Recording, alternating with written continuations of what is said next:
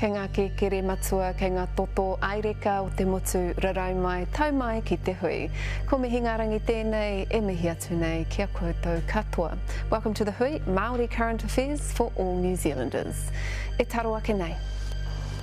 The race is on around Aotearoa. Nā ko taku ingoa ko moko tonu ne. We meet the Māori vying for your vote in the upcoming local government elections. And I just wanted to talk to you about how politicians become dickheads. And discuss why it's vital Māori have their say. It's really important and it's really critical that our people become involved in this system.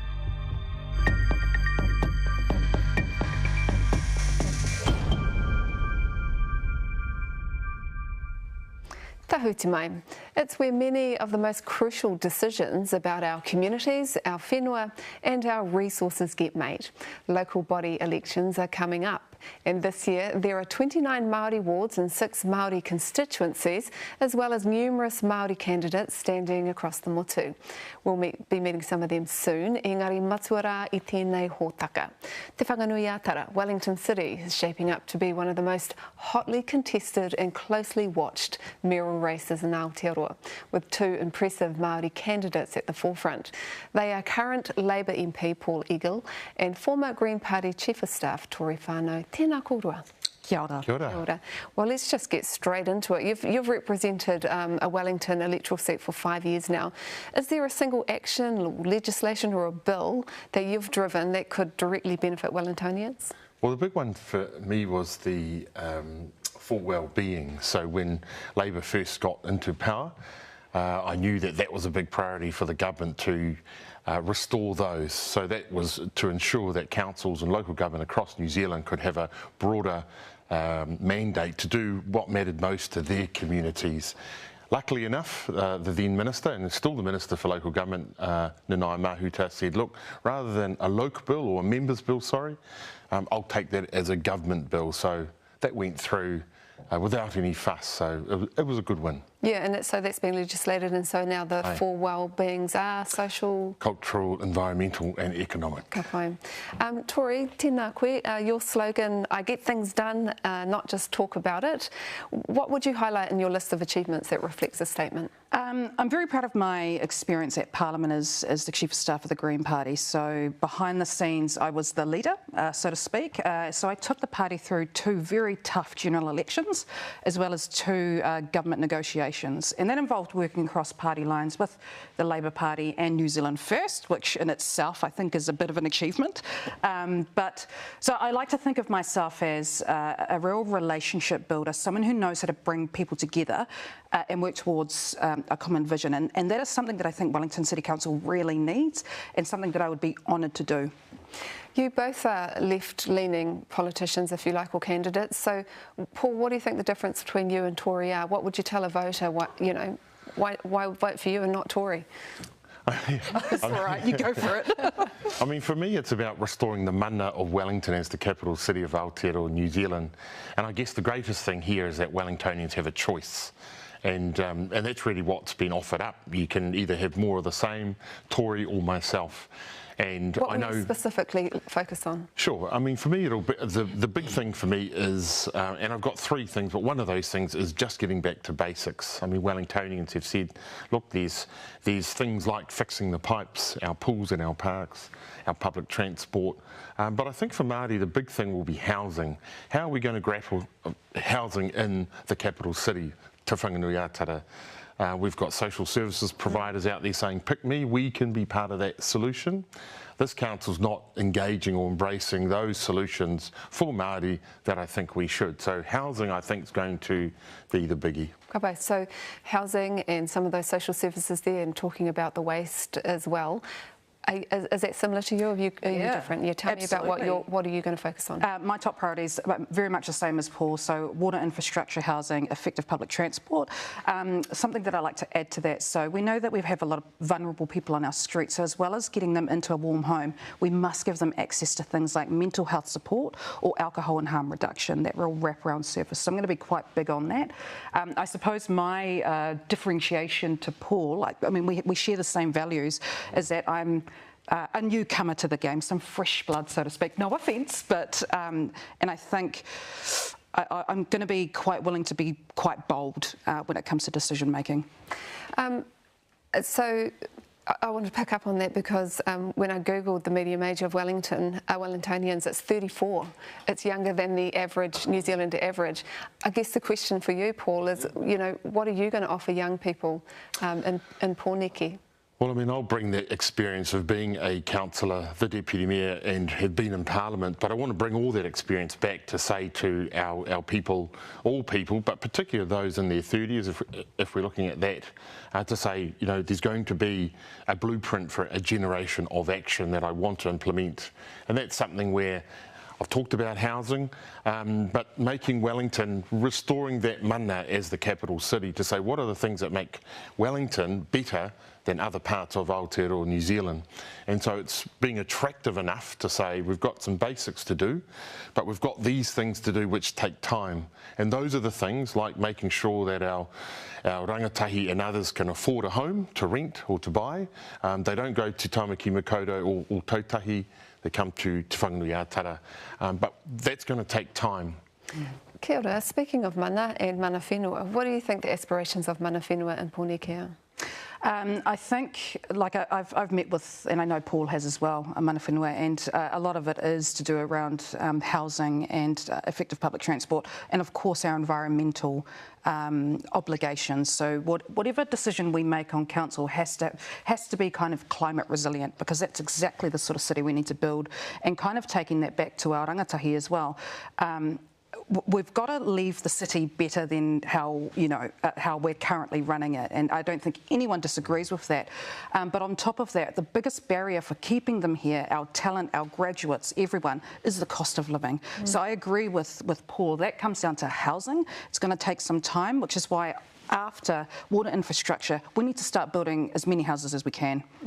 You both are talking about, you know, social services and wraparound services with the people who are living on the streets, with the housing and things like that. When it comes to mana whenua, how committed are you to devolving resources and power to those groups so that they can look after their own people?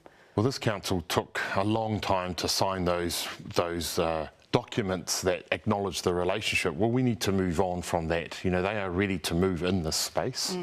They've had a lot of radu around things like Shelley Bay. That's been a distraction. And what I want to see now with mana whenua is to say to them, what are the things that matter most to you? We've heard already that they are willing to take on the provision of housing, not just the wraparound services, not just the hard stuff. They want to be involved with the whānau right up front to say, if we're going to be there with the whānau, we want to be there at the start, not at the end. And they are ready, and mana whenua are saying, look, we want a bigger, better, bolder relationship with the city, please let us in. Do you have the relationships with central government to make those kinds of things work? 100%. I'm really proud of my relationships with many ministers, as will Paul as well, but and I think that's why it would be beneficial of... I want to say up front, I think it's really fantastic that of the 3 front runners, 2 of them are Māori. I think that's really wonderful, and if one of us were lucky enough to lead this city, I think that's fantastic. And we both have those really strong relationships with central government, and I think that's awesome. Kei te tautoko i tērā. Tēnā kōrua, thank you so much for your time and all the best. Good luck to you both. Kia ora. Kia ora. Kia ora. Next we meet some of the Māori vying for your votes this election.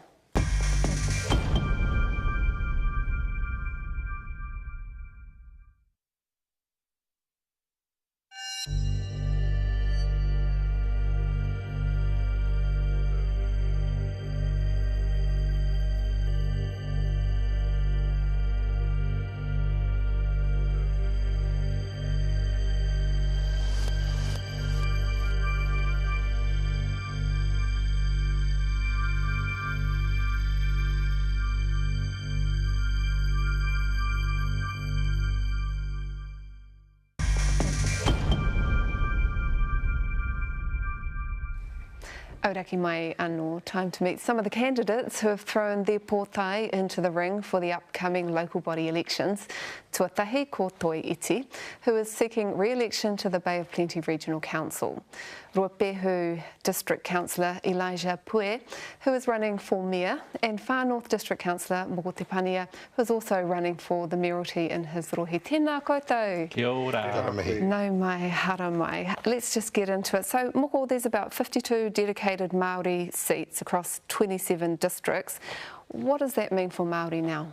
This is huge for Māori. I think it's something like 59 new Māori ward councillors are coming into local government spaces, and they're going to bring, you know, the social collectivism, the tikanga that we have as people to these tables where huge decisions are made for our communities day in, day out, and I think it's an amazing thing. Ka pai.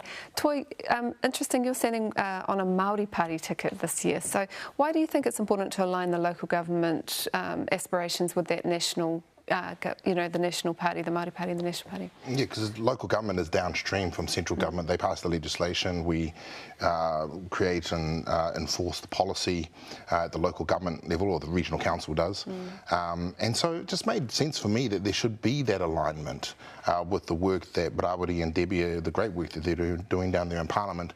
That same energy needs to happen in local government. And for me, it was also about setting up a pipeline so that when I decide to stand down, that Māori that are coming through have the same values and the same ideas and whakaaro to sit at that seat, because often at local government you feel quite alone. You're there as an independent, but I think it's really important to be part of a national movement, and you know, Māori Party has that. Kia ora. Kia ora.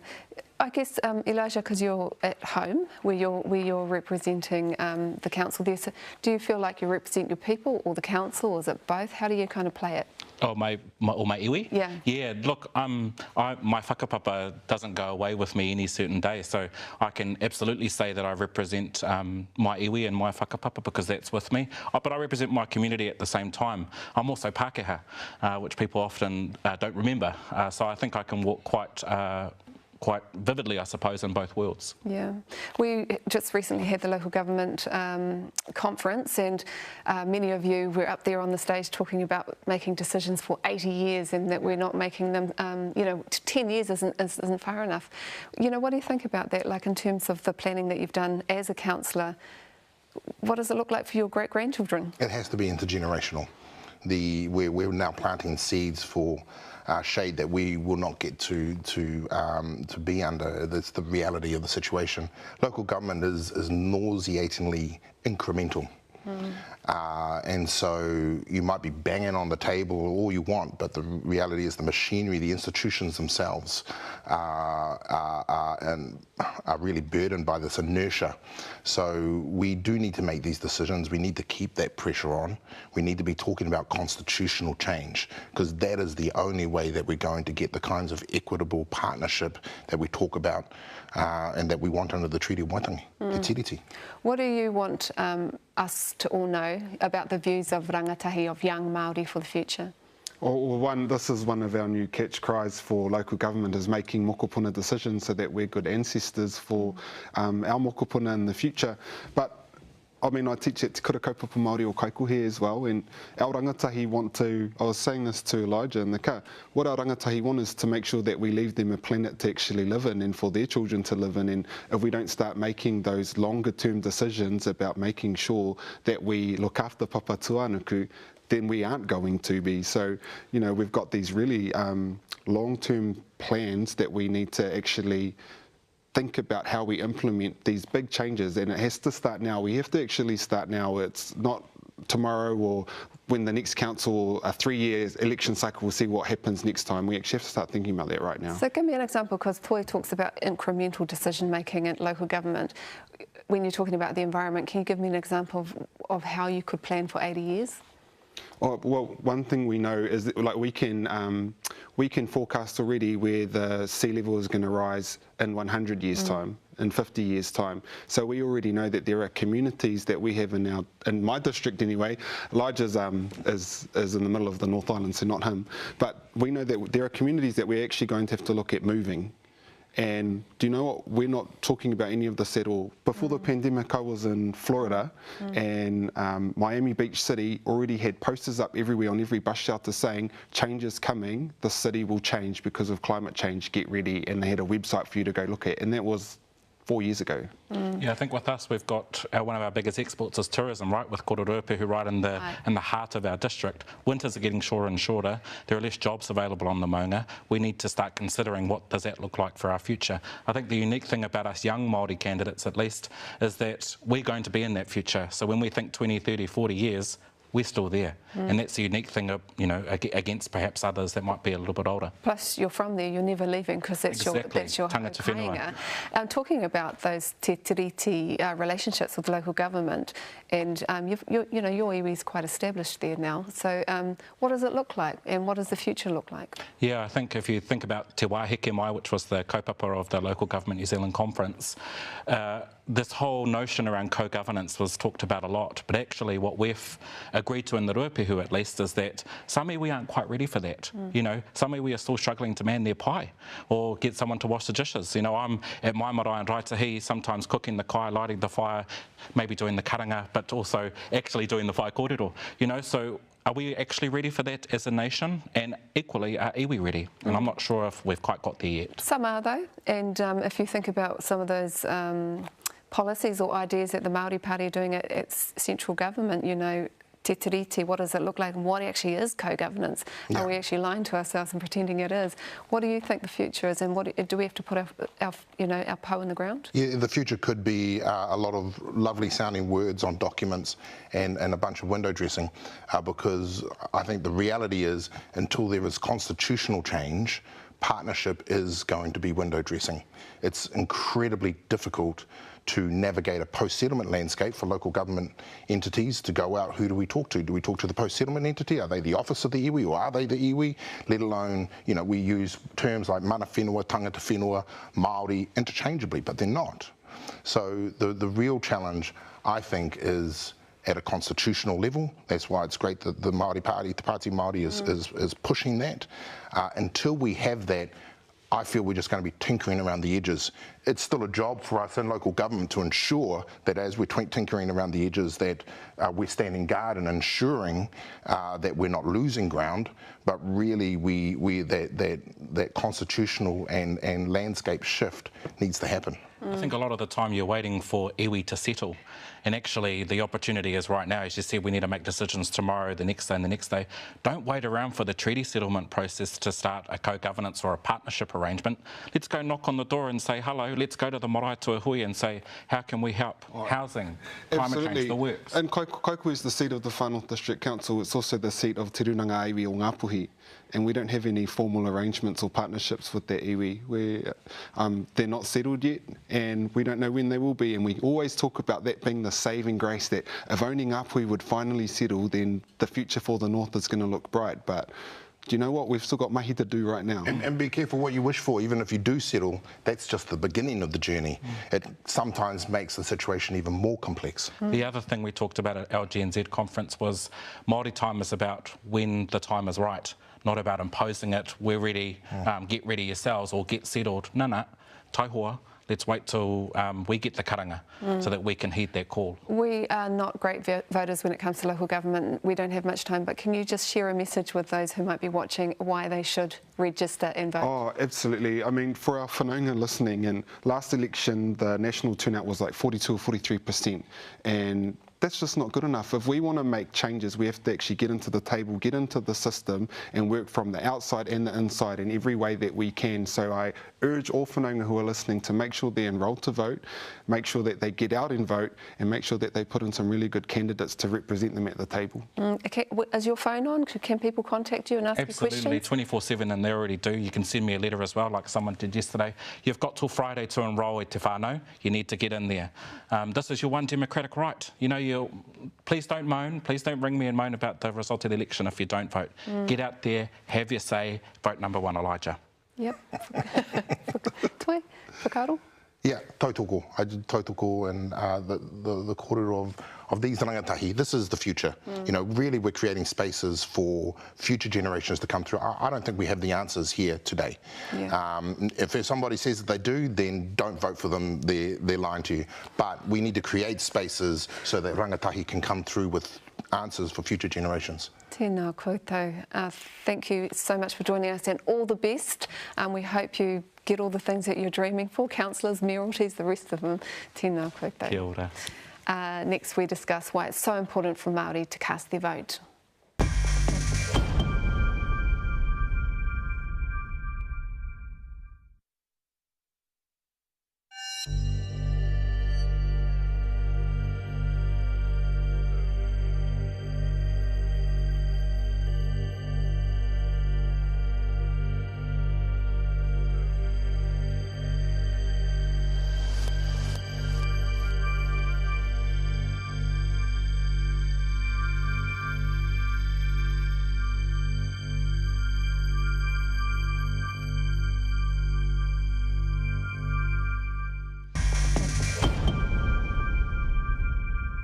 Hoki mai anō. Well, Māori have a history of low voter turnout in local body elections. I spoke to Benita Bigham, the chair of the Māori Local Government Executive, to discuss what's at stake for Māori when it comes to local government. Why is it important to vote in local body elections? It's really important, and it's really critical that our people become involved in the system of local government. You know, we know that it's a system that wasn't designed by us. It wasn't designed for us. Actually, it was designed to maintain the power structures of the colonists. But the reality is we are all heavily influenced by what happens in the local government sector. Your swimming pools, your libraries, the streets in your towns and cities, the footpaths that your tamariki take to get to kura. It's all part of what local government does. And I think one of the biggest things on the radar at the moment that's getting such a lot of attention is the Three Waters kōrero and what that means. And there's lots of purposeful misinformation out there. But, you know, ultimately, local government are the ones who deliver water to our whare. So our drinking water, the water we use to bathe in, to wash our pipi, to cook our kai, that's all up to local government to deliver those safe sorts of things. So for Māori to say it's got nothing to do with me, it's got everything to do with us. Traditionally, people might have said, well, there's no one there that looks like they represent me, but what does it look like today? When I started out in the local government sector 12 years ago, that was the case. It was a very lonely space for Māori to be in. But, you know, times are different with the introduction of new Māori wards to at least 30 plus, I think 32 councils joining the 3 that already have Māori wards. And this year's election means that we have the opportunity to start changing that up. We have the opportunity to put our people into these spaces so that those decision-making conversations include our perspectives. In terms of young people, why might a young person who's getting their voting slip for the first time this year want to vote? I think our rangatahi are the most onto it and engaged generation. You know, our rangatahi are the ones who are concerned about the environment, they're concerned about the future for their tamariki. And at the recent Local Government New Zealand conference, we saw a magnificent presentation from the young elected members, which are the members who are aged 40 or younger when they come into the local government space. They're already visioning Aotearoa in 2040, and they're talking about the decisions that need to be made now. And they're talking about, you know, a tiriti-based foundation for all decision-making, partnerships and relationships with tangata whenua that are meaningful and influence the way that future policy is developed and future legislation is made. So I think our rangatahi are the ones who need to take this opportunity and grab it by both hands and say, yeah, you know, you fellas, you've had your time. We're the ones that this future will be built for, and so we're going to participate. Now, at a recent local government hui, youth and Māori councillors laid down a whittle to reimagine local government and challenged lawmakers to make mokopuna decisions and set goals for the next 80 years. That includes responding to climate change. So here to discuss this is Erina Riddell, Environment Canterbury Climate Change Action Committee member. Tēnā koe. Kia ora. Yeah, what does a mokopuna decision look like in climate change 80 years from now? So, we're growing up in a world far different from our ancestors, but that's definitely not a future they envisioned us to be a part of. When you're on that climate change committee, you know, what kind of things do you discuss? What do you bring into it? Because I imagine it's a whole bunch of people, different ages and from different walks of life. Yeah, for sure. It's really, really important for young people to be in those spaces to see the substance of our values and the procedure in which we see them carried out. I find what's really kind of obvious to us as young people is not so obvious to the older generation as well. But young or old, we definitely each have a role to play, because without each other we won't survive. Yeah, you're from Ōtautahi, you're tangata whenua down in Ngaitahu. So what is important for you at home?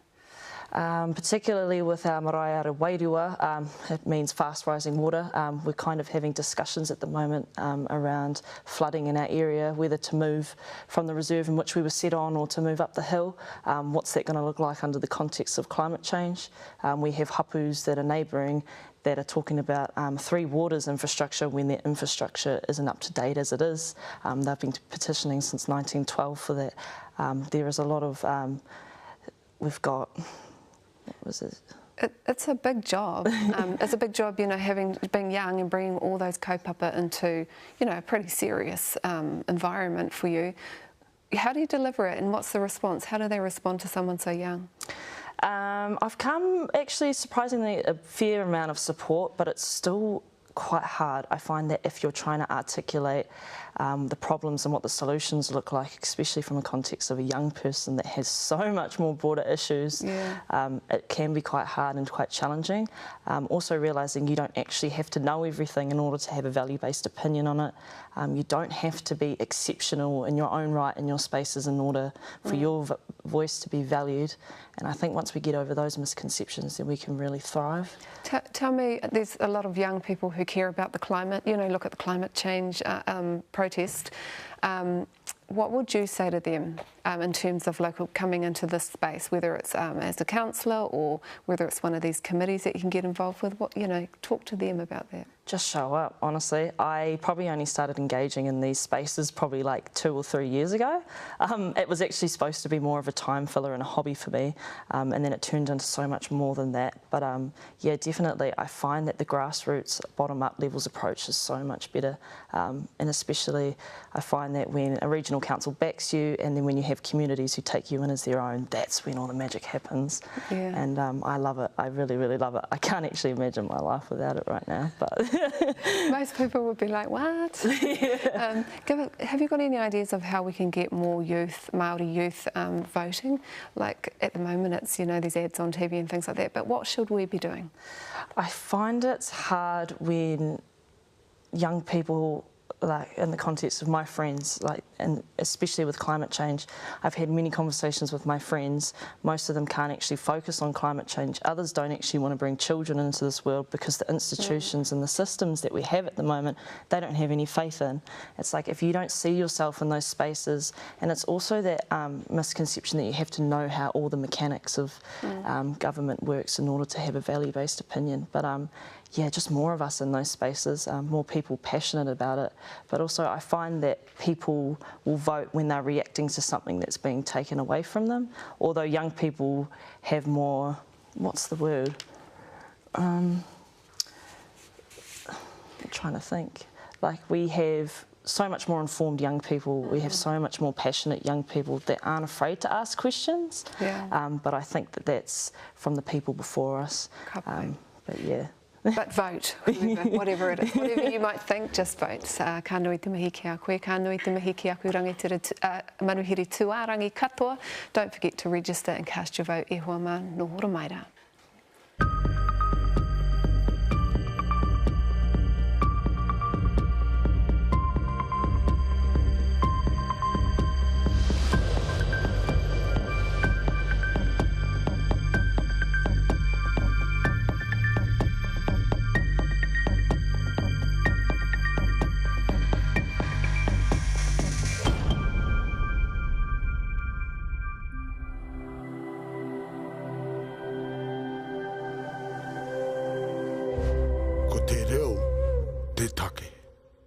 Nā te puna whakatongarewa te hui I tautoko.